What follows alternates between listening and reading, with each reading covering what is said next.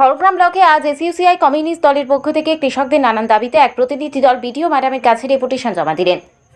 দাবিগুলির মধ্যে ছিল জলাগ্রস্ত জমি চিহ্নিত করে ক্ষতিগ্রস্ত চাষিদের ক্ষতিপূরণ প্রদান, সার, বীজ ও কীটনাশকের কালোবাজারি রুখতে কার্যকর পদক্ষেপ গ্রহণ, চাষযোগ্য জমি থেকে জল নিষ্কাশন না হওয়া পর্যন্ত চাষিদের কর্মসংস্থানের ব্যবস্থা, কৃষকদের স্বার্থে অবিলম্বে এমএসপি চালু এবং এলাকার বেহাল রাস্তা সংস্কার।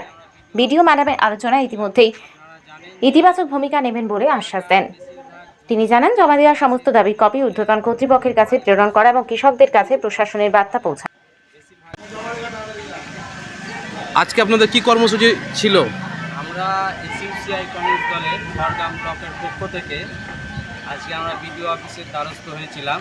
আপনারা জানেন যে এলাকার বেশিরভাগ জমি চাষের জমি, ফলে ভারী বর্ষণ, কন্টিনিউয়াস বর্ষণের ফলে বেশিরভাগ জমি চাষের জলের তলায় চলে যায়।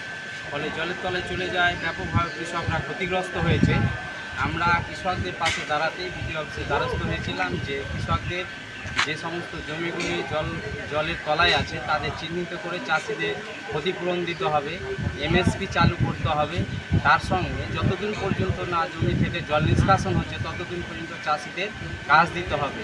এলাকায় বেশিরভাগ রাস্তা অনেক বেহাল রাস্তা, যেখান দিয়ে মানুষ চলাচল করতে পারে না। এমনকি খড়গ্রাম ব্লকে ঝিল্লি অঞ্চলের এই জলের ফলে একটা পোর্শনের মানুষ যাওয়া আসাই করতে পারে না, ডিসকানেক্টেড হয়ে আছে।